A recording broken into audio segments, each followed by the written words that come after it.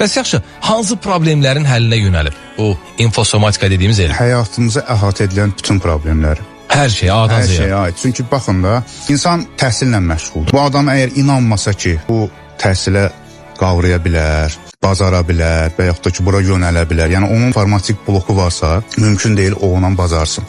Və yaxud da ki, güclü həkimlərimizdən soruşsaz, onlar deyərlər ki, xəstə sağalacağına inanmasa, qəbul eləməsə ki, mən sağalacağam, yönəlməsə sağalmağa doğru, ona ən güclü dərmanlar tətbiq olunsa belə insan sağalmayacaq.